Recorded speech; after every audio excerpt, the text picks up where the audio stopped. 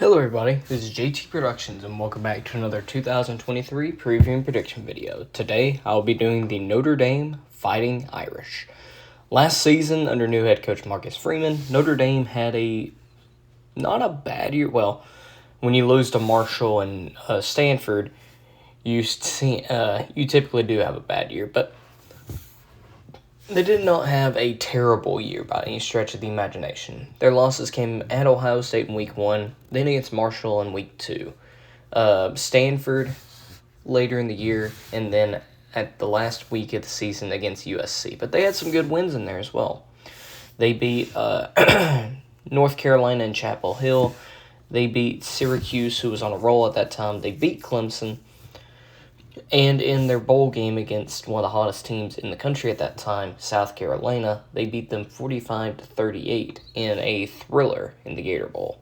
So not a terrible year for Marcus Freeman. However, avoiding blunders against Stanford and Marshall could have made it even better.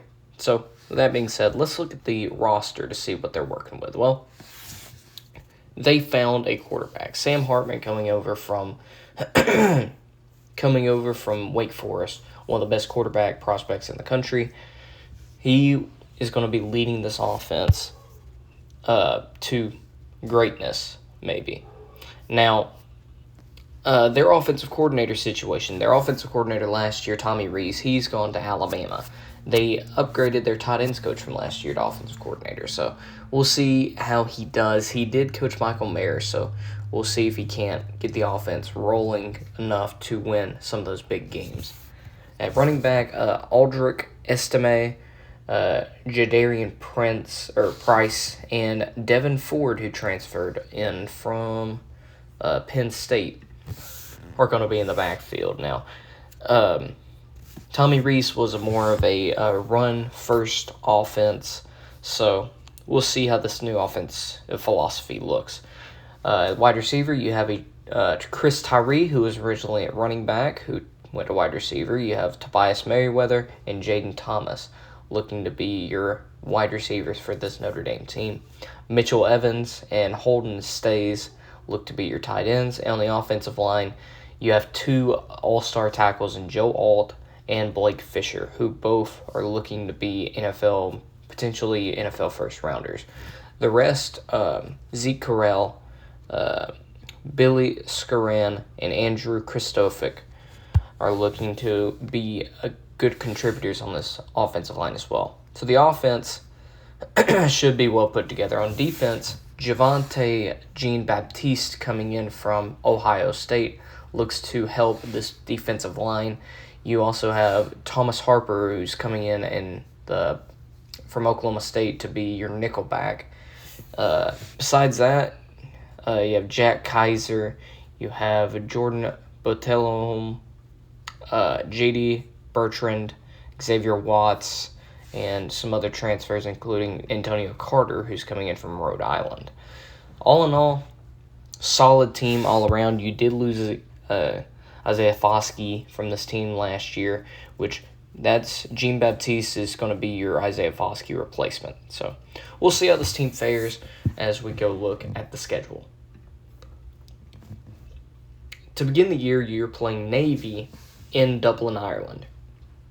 Now, last year's game between Nebraska and Northwestern in Ireland was sort of a whatever game. Well, it was a good game, but why do you put that in Ireland? There's no significance to it. But this game, I'll give it a pass to it because you got the Fighting Irish going against Navy. So it may not be a good game. I think it's going to be a blowout personally.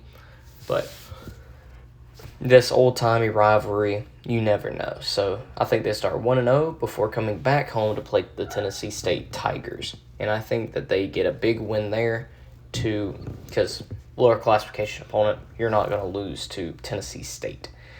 Then you go on the road to your first true road game in Raleigh to take on NC State. I wouldn't sleep on this game. NC State, they're getting Brennan Armstrong in for Virginia.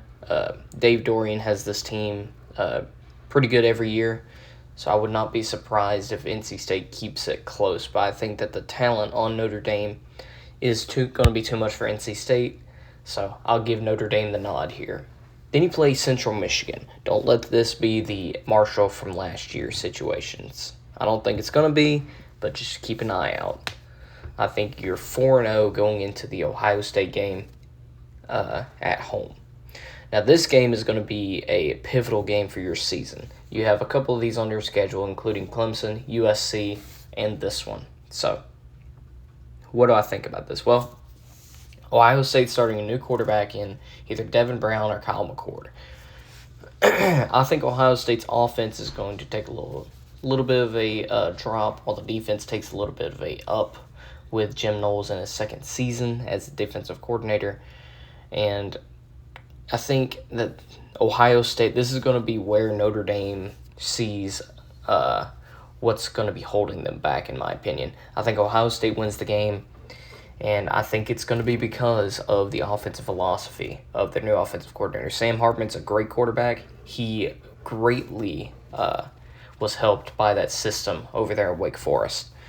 But Sam Hartman could give this Buckeyes team a run for their money. They did last year with Drew Pine and Tyler Buckner. So I would not be surprised if Notre Dame hangs in this game. However, I do believe that Ohio State does get the win. Coming out of this game, you go on the road to a tough game here, back-to-back road stretch against Duke and Louisville. And after a upsetting loss to Ohio State, I would not be surprised if they came out sort of slacking after a game like this. Keep in mind, Marcus Freeman's a very young head coach. Experienced some of this last year, but you don't know all the ropes just yet.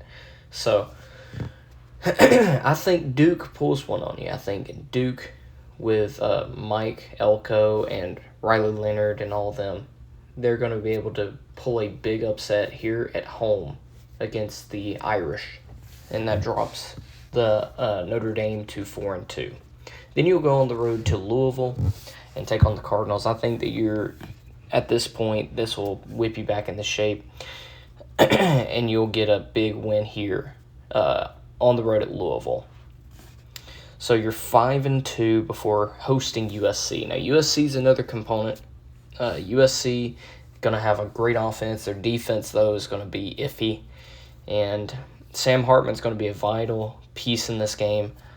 While your offense, like I said in the Ohio State game, isn't going to be as good as people think, this game could be the exception because of the defense that USC runs. Honestly, I could see this being one of the most exciting games of the year if Sam Hartman stays healthy. If that's the case, I think it's close, but I do think USC pulls it out, and I think you suffer your third loss of the season before your bye week. Now, you're probably at this point asking, why did you give us a loss at Duke? Well, there's something to the effect that a team can beat you twice, and with a young head coach, that is a lot more often than not the case, and I think Ohio State's going to beat you twice. That's why I think you're losing Duke. Anyways, after the bye week, you play Pittsburgh at home. I think you'll get a win there. Phil Jurkovec comes in for Pitt, but I think similar to the Louisville game and the NC State game, you're just more talented, and you're coming off a bye week, and it's at home. So after this, you are 8-3 going into the game against Clemson. Or not 8-3. You're 6-3. Sorry, 6-3 going to the game against Clemson in Death Valley.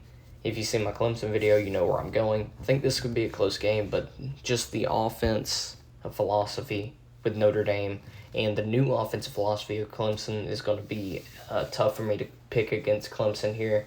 I think the Tigers get a big win in Death Valley, and you drop to 6-4 before your second bye week. Now, Notre Dame gets 2 bye weeks because they played a week 0 game. Coming out of it, you have 2 games left. You have Wake Forest, and then you have at Stanford. Now, if the Wake Forest game was right after the USC or Clemson game, it may be interesting, but coming off a bye, I think you get a win there. Sam Hartman, a little revenge game. And then the Stanford game, they lost their head coach, and they're just not going to be good this year. So I think you win there and finish the season on a high note, 8-4. Now, Notre Dame fans are not going to want to hear that.